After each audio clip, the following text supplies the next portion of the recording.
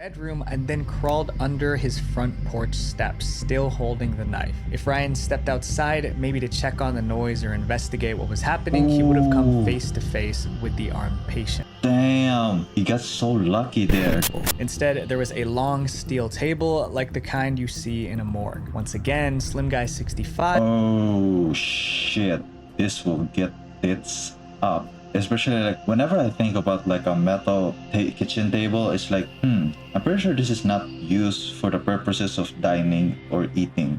You know what I mean? Bunch of their posts and left creepy comments calling them hot and sexy. At first, they ignored him, hoping he would go away, but he didn't. Instead, he started sending inappropriate pictures of himself. Terrified, Oh my god, I always like hate that, man. Whenever like people send inappropriate stuff to women, that's kind of very weird. Like I don't know what accomplished from that. So hello friends, today it's gonna be a fairly interesting video for today, because right now I'm going to like being explorative in the way I'm trying to react on, you know, other type of content creators, type of scary stories and disturbing stuff. And today's video, we're going to react about the creepypasta Reddit stories that actually happened by Visual Venture. It's kind of weird that I have just realized that Visual Venture's a fairly famous content creator, and he was just recommended by my algorithm one day, you know. So without further ado, let's go. If you want to be scared, you don't need a horror movie. Just head over to Reddit, where real people have shared their creepiest or real-life experiences. Today, we'll look at creepy Reddit stories that actually happened, starting from the least to the most disturbing. So my goal this year is to give you guys double the amount of videos without sacrificing quality. And in order for me to do that, we got to keep Visual Venture growing. 75% of you guys aren't subscribed, and it would mean the world to me if you did, and I promise to give you more fire content. The creepy gym teacher. Yeah, so friends, you know, please support Visual Venture, and also please, you know, like and subscribe from this video so that I can also grow my own, you know, YouTube channel and hopefully support other creators along the way on what we are going to react in the future. So let's go. Sure. We've all had that one teacher we didn't really like, but Reddit user ButcherYourFace2000 shared a story about a gym teacher so bad he might just be the worst one ever. His name was Mr. Lyons. Mr. Lyons didn't seem like someone who would cause trouble. He was in his mid-50s, always smiling and popular with the staff. Other teachers thought he was a passionate teacher who wanted to see kids reach their potential. Then out of nowhere, he came up with a strange idea. He wanted to add yoga lessons to his morning gym classes. However, it didn't make much sense. Why yoga? But Mr. Lyons gave this big speech about how yoga improves focus and flexibility. He made it sound so great that the school agreed to give it a try. Little did they know, Mr. Lyons had an evil reason for bringing yoga into the gym. Mr. Lyons wasted no time starting yoga sessions. But soon, things got weird. Mr. Lyons began playing favorites, especially with the female students. Okay, seems like this is getting weirder. So friends, we don't actually have yoga in our class. Almost like if you want to participate in any type of sports in our school, we don't have like a subject that is like, oh, you should do this, you know. But we do have like, I guess, like running, BMI, possibly like push-ups, and, you know, testing, I guess, athletic performance. But we don't have like sports based, you know, performances. He spent most of his time helping the girls with their poses while ignoring the boys completely. Then there were the yoga poses he picked. Mr. Lyons always made the class do certain poses, but his favorite was the downward dog. If you've seen it, let's just say it's not exactly something a group of 6th graders should be doing in front of a grown man. But somehow things got even weirder. A few weeks in, Mr. Lyons convinced the school to let the girls wear skirts to gym class while the boys stuck with shorts. And then came the strangest part. Mr. Lyons planned a trip to the beach for swimming lessons. At the beach, he kept going in and out of the changing rooms. No one knew what he was up to. Even with all this odd behavior, no one said anything. Mr. Lyons was an experienced teacher with a spotless reputation, so no one suspected anything bad going on. And then in just one day, all Mr. Lyons' secrets were exposed. In 2016, Mr. Lyons made the news, but not for a good reason. Mr. Lyons was accused of secretly filming students while they changed. To do it, he allegedly used a hidden camera on a pen. At first, people didn't believe it. How could someone like Mr. Lyons do something so awful? That is an insane way to like place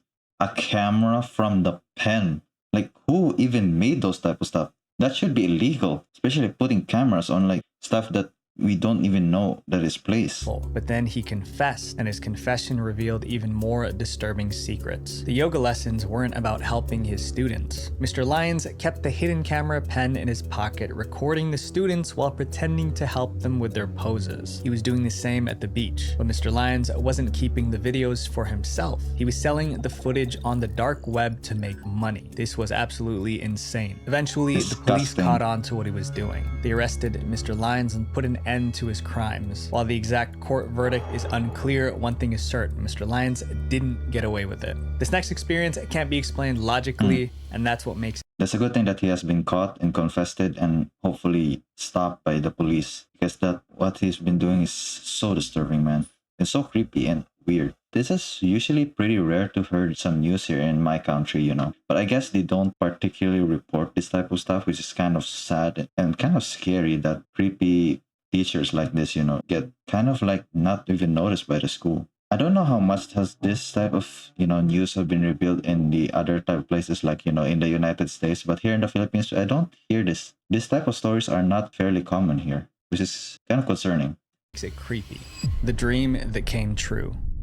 Some people believe that dreams can predict the future. This one Reddit user explained how there are some experiences and cases where I actually like, wait, this is actually deja vu, you know, like the situation is fairly familiar and seems like I dreamt this like years ago or like 6 months ago, more likely like 5 years ago, that I've dreamed this type of situation, and I just like remember and triggered from my brain in this particular moment. a dream predicted when her dad would pass away. Let's call the person who posted this story Julia. When Julia was 16, she went to bed like any other night, but what happened was anything but ordinary. In the dream, a shadowy figure appeared in her bedroom doorway. It was tall and dark with no face and no eyes, just a spooky, dark figure standing there. Then it spoke. It said, "Your dad will die when you're 22. That was it. Then she woke up. Julia woke up in a panic. The next morning, she told her family about the dream. The part that really got to her was the prediction. Your dad will die when you're 22. Her dad tried to calm her down. His exact words were, "Don't worry about it. Now that you've told me, there's no way it'll happen." He promised to be extra careful, but some promises are impossible to keep. When Julia turned 22, her father passed away in a tragic accident, just like the shadowy figure predicted. She didn't share the details of the accident on Reddit, but she said their final words to each other were, "I love you," just 3 hours before he passed away. This next case also feels... Damn, I'm pretty sure it was like possibly a car accident that he died, but the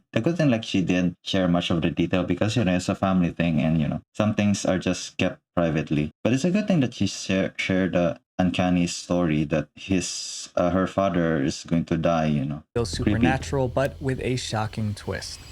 I'm not alone.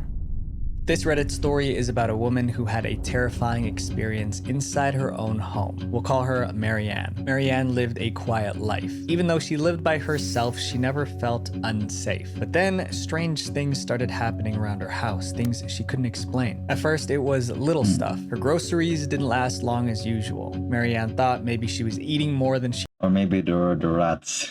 I have a lot of rats in here. Oh, well, not that much. In the past, we have a lot of rats. But here it's fairly like there's a lot of, I guess, lizards around that eats flies. She realized, or she was just forgetful, but then it kept happening. Eventually, Marianne was certain food was disappearing from her fridge. But it wasn't just the food. Extra dishes started showing up in the dishwasher. Dishes Marianne swore she never used. However, before she could solve the mystery of the dirty dishes, something else happened. Wet towels started appearing in her laundry hamper, even on the days she didn't shower. By now, Marianne was officially creeped out. She lived alone, so none of this made sense. But the final straw, the thing that made her truly scared, was the noise. Marianne started hearing thumping sounds coming from the attic. Was it the wind? Was it an animal? Were boxes shifting around? Marianne was terrified, but she also knew It's kind of creepy. Also, if there is someone there in the house, like, why just, like, you know, bring the food within your place, I guess, to at least eat. Like, never leave a dishwasher, you know. That's kind of rude, you know. Just leave a dishwasher. Come on, man. If you just eat, just bring the food with you and don't use any type of place and leave it on a dishwasher. Kind of rude. she couldn't just ignore it. If someone was in her attic, she needed to know. One day, she grabbed a flashlight, braced herself for the worst, and entered the attic. As soon as Marianne stepped into the attic, she knew what was going on. Someone was living in her attic. She found a small radio, hot plate, sleeping bag, pillow, and a lot of food wrappers. But whoever it was, they weren't there at the time. Marianne called the police immediately. She told them everything about the missing food, the extra dishes, the wet towels, and now the person living in the attic. The police— That's so weird. Like someone even living within your home and you don't notice. That is very, very creepy. took her seriously. They figured the intruder wasn't using the front door and was probably climbing in and out through the attic window. They decided to stake out the house, waiting for the person to come back. It didn't take long. The same day, they spotted a man climbing a tree, trying to get into the attic window. The cops grabbed him before he could escape. When the police questioned him, the man admitted everything. Apparently, this was his daily routine. He would wait for her to go to work, then go downstairs and help himself to food and amenities. When Marianne got home, he would either retreat to the attic or slip out of the house. It was a perfect routine until he got caught. The mystery was solved, but the story wasn't over yet. After seeing the man in person, Marianne felt a wave of compassion. The guy was actually really respectful, just down on his luck. Instead of pressing charges, Marianne decided to help. She let him move in, helped him get a job, and he lived in the attic until he got back on his feet. Most people— That's actually kind of wholesome, but still kind of creepy. Like, you know, like someone just there in your home. But I guess she was very compassionate about the person and really helped him. I guess weird stuff that he's been living through her attic. I'm pretty sure the man is homeless to even like have some food to eat there. But I guess like it's kind of cool. Like she helped the person to get on his feet and hopefully, you know, make a living for himself. People wouldn't do what Marianne did, but her kindness turned a creepy story into something heartwarming. But this next story didn't have a happy ending. If anything, it left people scared to fall asleep at night. The Scream. Around 2022, a question went viral on Reddit. It asked, "Night owls, what's the creepiest thing you heard at night?" One reply stood out from the rest. Let's call the guy in this story Ryan. One night, Ryan was home alone with his dog. He got into bed and started to fall asleep when a strange noise woke him up. Someone was screaming in the distance. It wasn't loud at first, so he brushed it off. There were a lot of kids in the neighborhood, so he figured it probably was just them playing. But 10 minutes later, the screaming came again. This time it was louder. Another 10 minutes passed, and there it was again, getting closer now. His dog started growling in the distance of the sound. Although the doors were locked, Ryan felt unsafe in his own home. Something was wrong. He could feel it. The next time the screaming came, it was deafening, like it was right outside his window. His dog went wild, barking and scratching at the glass. Ryan was so terrified that he hid under his blankets. When the screaming finally stopped, Ryan forced himself to look out of the window, but there was no one there. His front yard was empty and silent, but the silence didn't last. Out of nowhere, several police cars pulled into the neighborhood. Officers jumped out and started searching the area with flashlights. Ryan didn't know what they were looking for, but it was clear this wasn't just a random patrol. Something serious was happening. Ryan felt a little safer with the cops nearby, but he couldn't relax. He had to know what was going on. The next day, Ryan asked his neighbors if they knew what happened, but their response made his jaw drop. Apparently, a mentally unstable patient escaped from a nearby psych ward. The patient ran through the neighborhood, screaming at the top of their lungs. Even worse, the patient was armed with a knife. But Ryan had another question. Why did he hear screams right outside his bedroom window? Well, it was because the escaped patient ran past Ryan's bedroom and then crawled under his front porch steps, still holding the knife. If Ryan stepped outside, maybe to check on the noise or investigate what was happening, he would have come face to face with the armed patient. Damn, he got so lucky there that he didn't even like worry and go for it, you know. I guess he could have just have some kind of eye hole to see what's outside from his door, but that is very creepy that the mentally insane person who is even carrying a weapon is below on his porch. That is crazy. Thankfully, the police arrived and caught the patient before anyone got hurt. But the thought of how close he came to danger still haunts Ryan to this day. This next story happened back in the 1990s, and the guy involved was so shaken, he never told the story until now. The worst date ever.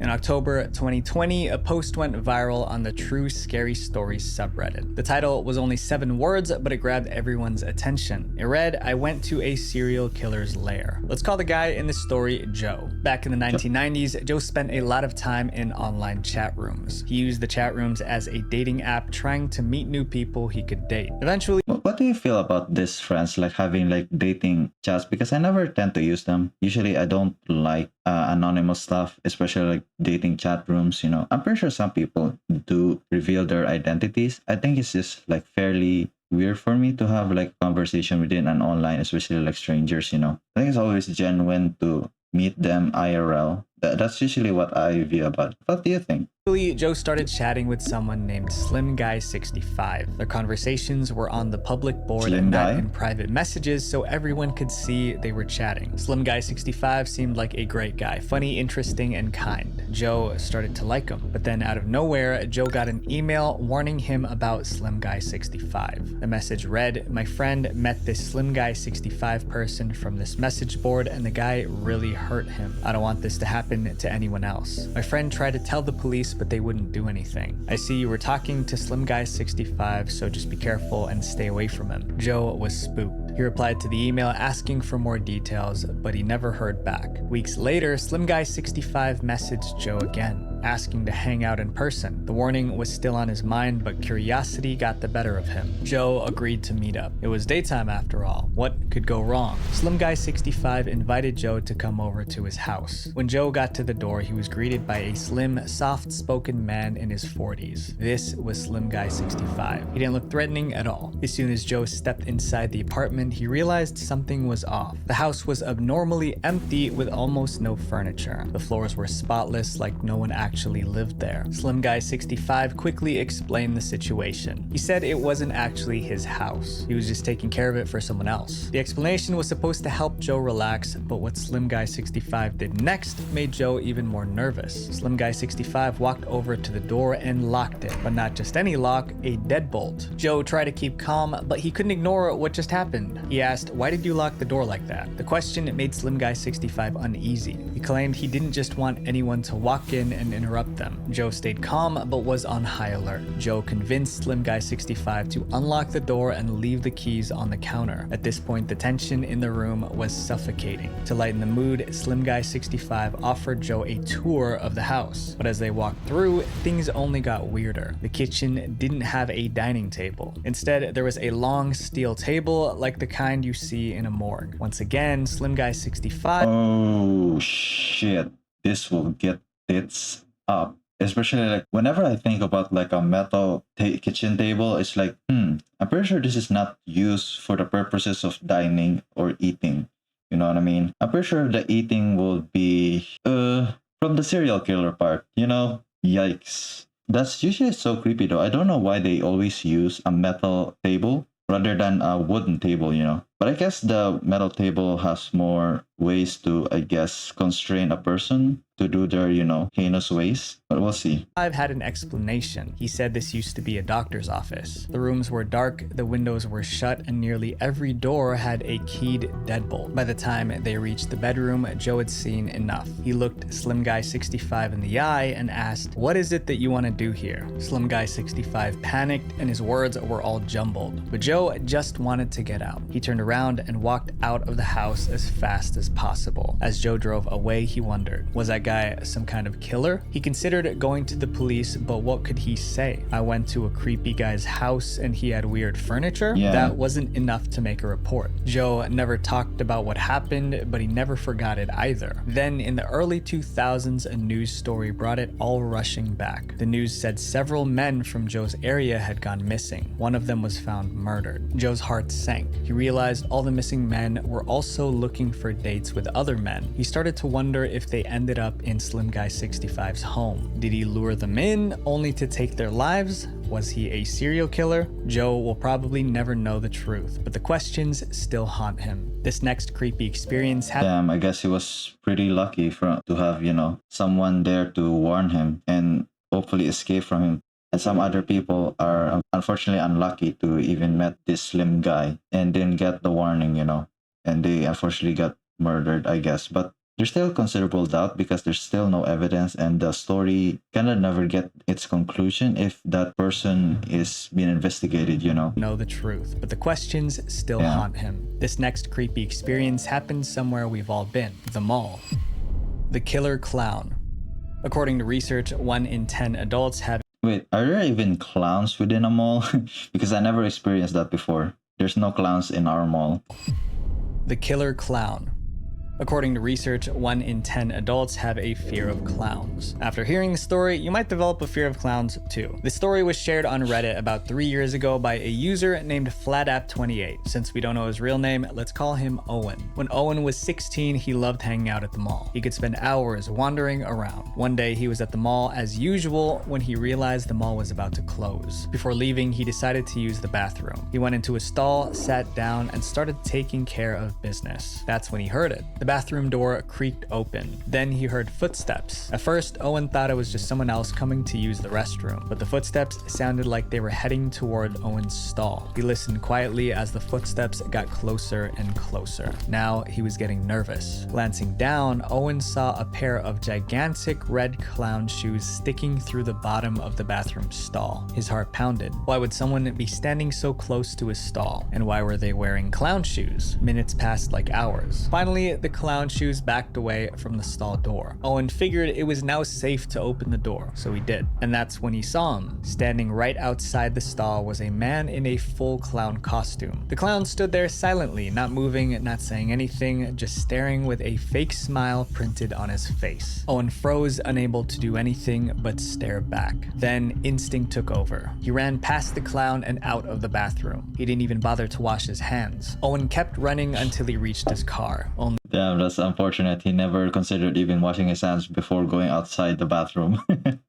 Okay, bro, but whenever there's a clown here, it's like, man, I have to just run it, you know? But I guess this clown is probably a performer within the mall. I guess he was just left there, and I don't know why. It is fairly weird that he knows that this 16-year-old go to the bathroom and he followed him, you know, which is fairly creepy. bathroom. He didn't even bother to wash his hands. Owen kept running until he reached his car. Only then did he finally catch his breath. He didn't understand what just happened, but he knew it was creepy. A week later, Owen was scrolling through the news blog when he stumbled upon a disturbing article. It said they were upping security at the mall. The reason for it made Owen's heart race. According to the article, a man was attacked and murdered right outside the mall. The attacker was someone wearing a clown outfit. Owen was sure it was the same crazy clown he met in the restroom. That's when he realized just how lucky he was to get away unharmed. This next creepy experience was also a matter. But also, how did he know that he was going to the bathroom? Was he already like spying on him or like watching him from afar? How did that clown know that he was there on the bathroom? That is extremely creepy. Of life and death, but for a very different reason. She poisoned me. The story is about a boy named Ethan who says a witch tried to kill him when he was 6. Here's how it happened. When Ethan was 6, he lived with his parents in a rundown apartment complex. The neighbors got along. Then Mrs. Fitch moved in next door and the trouble started right away. For some reason, Mrs. Fitch clearly didn't like Ethan, and Ethan didn't like her either. He said he felt an evil presence around her. Every weekend when Ethan rode his bike with the other kids, Mrs. Fitch would stand in her doorway glaring at him. She would mutter things under her breath like she was insulting him. No matter where Ethan went, she always seemed to be nearby watching. Then strange stuff started happening. Now, I can't verify this, but according to Ethan's story, at night Ethan's rocking horse would move on its own. Dolls around the house would open and close their eyes. There were strange knocking sounds coming from inside the walls. Ethan couldn't shake the feeling that Mrs. Fitch was behind these creepy experiences. One evening, Ethan and his mom got locked out of their apartment. His mom knocked on Mrs. Fitch's door to ask if she could borrow her phone to call for a spare key. But when they stepped inside Mrs. Fitch's apartment, they were creeped out by what they saw. Mrs. Fitch's walls were covered with multiple upside-down crosses and strange-looking masks with horns. Shelves were crammed with bottles of strange powders, and lit candles were scattered everywhere. It seemed like Mrs. Fitch was practicing dark magic. Ethan's mom quickly made the call, and they got out as fast as they could. A few days later, things went from weird to deadly. One day, Mrs. Fitch suddenly offered Ethan some candy. Why was a woman who disliked him suddenly being nice to him? It didn't feel right, so Ethan refused the candy. Later, yes. Hell yeah, brother. See, friends, like if you're offered to something that is, from especially like people don't like you and began to, be kind to you, that's always like something nefarious behind their back. It's always like a handshake first and a back slap afterwards. So the good thing, he was fairly smart to not agree on, receiving the candy, even though it's free. Very smart Woman kid. who disliked him suddenly being nice to him. It didn't feel right, so Ethan refused the candy. Later that same day, a little girl at the playground handed Ethan a piece of candy. Not thinking much of it, he ate it. Within an hour, Ethan started to feel sick. He broke out in a high fever, his skin turned pale, and he was drenched in cold sweat. His parents rushed him to the hospital, but the doctors couldn't figure out what was wrong. Ethan's family was confused and desperate, so they decided to try something different. They called a priest, gathered in a circle, and started praying over Ethan. They also gave Ethan some holy oil to drink while they prayed. Kind of over time, I've kind of like feel that this story is not making any sense. Like why does priest, trying to pray for him? Even though he's sick, like he could have called, other doctors. Though I don't know like how the doctors even like, didn't see like what the symptoms are, but it may be like potentially poisonous or I don't know, something that they can at least try to evaluate further from his, esophagus or what he has been eaten, or even at least try to evaluate like what happened of what he even like consumed to have that type of fever. What happened next was straight out of a horror movie. Ethan threw up thick black sludge. It was disgusting. Almost instantly, Ethan got better. His fever disappeared and he could breathe again. After this horrifying experience, the family came to one. I'm pretty sure that's just a poison that is, I don't know, maybe from your stomach. I don't know. Maybe prayers, maybe miracles can happen from prayers, but I'm pretty sure it's, I don't know. Conclusion. Ethan was poisoned by whatever was in that candy. When the family asked around, they discovered that the girl who gave Ethan the candy was Mrs. Fitch's granddaughter. The candy she gave Ethan was from Mrs. Fitch. Not long after, Mrs. Fitch moved out. The family never saw her again. To this day, no one knows what was in that candy. Supernatural or not, I'll let you decide. The Stalker. Yeah, to me, I usually don't believe in supernatural. I always think, what's the evidence from this stuff? I usually never tend to believe in some things that aren't supernatural because there's always like scientific stuff that can be explained behind closed doors. In that candy. Supernatural or not, I'll let you decide. The Stalker. How do stalkers choose their targets? In 2024, a Reddit user explained how she made one small mistake that led to a stalker hounding her for years. Let's call the girl in the story Kimberly. When she was just 13, she went to a summer camp. One of the camp activities involved practicing how to talk to strangers. The kids were sent into a nearby town to ask people. Whoa. Wait, what? Is that even a fairly good way of type of activity to have in the camp?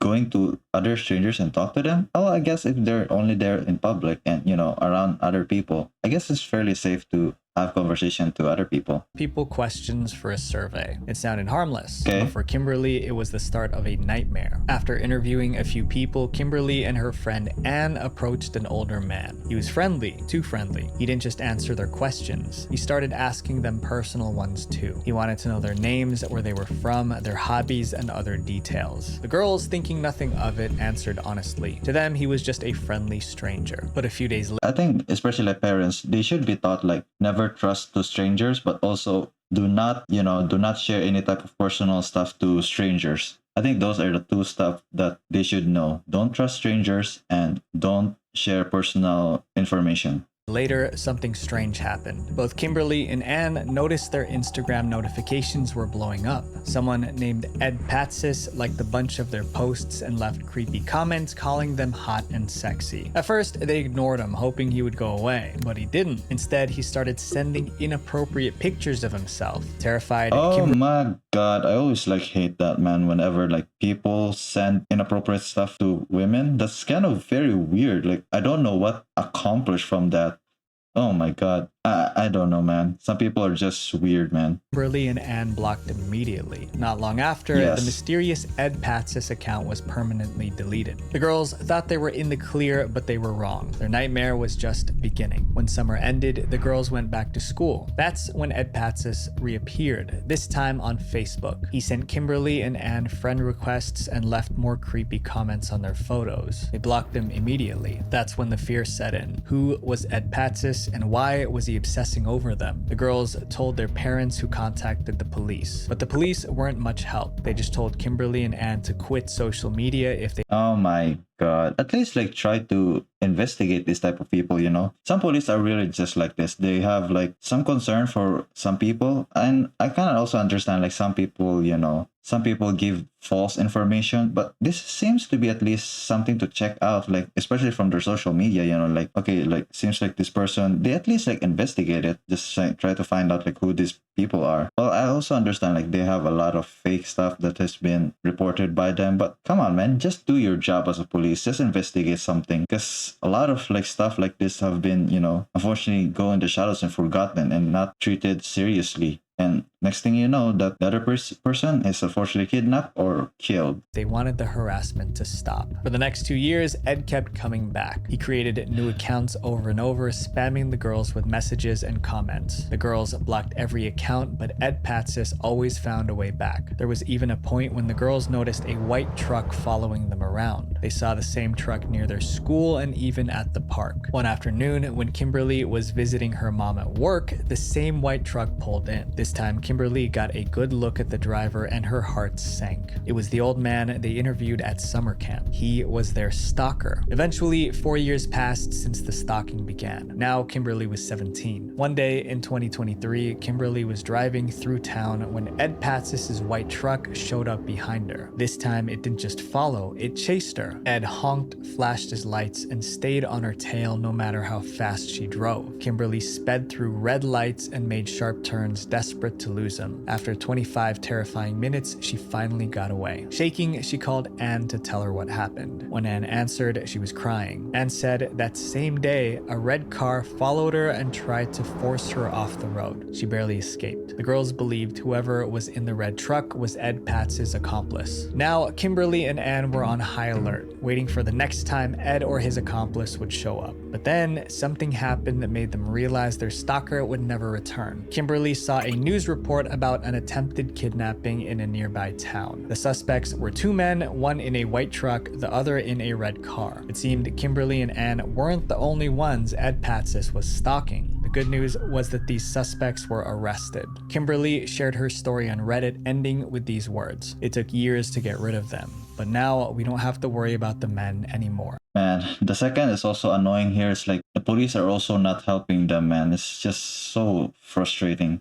These stories weren't just creepy. There's a good chance that most of them actually happened. It's a reminder that the world can be a dangerous place. So if you get a weird feeling about a stranger, don't ignore it. It might just save your life. Visual Venture. Or if there's something weird going on outside of your home, just ignore it and don't check it. Or possibly check it. Or, you know, be prepared to hopefully be safe within your home. So yeah, I always love like horror stuff about this, especially like, reacting, because you can learn a thing or two of, you know, hopefully surviving in weird cases that might happen to you hopefully someday. But man, I pray for you out there, you know, some weird stuff that might potentially happen for people, or even dangerous stuff, or even like creepy stalkers outside. That's so weird. But yeah, I guess that's the video from Visual Ventures. It's fairly enjoying, and he kind of show a lot of his face too, so it's more likely authentic, and it's a very little bit of slow vibe and going through these type of stories. It's kind of enjoyable to watch these type of videos, to, you know, hopefully chill and watch, I guess, in the middle of the night where spooky stuff happens. So yeah, I guess that's the video, friends, and thank you for watching, and good evening.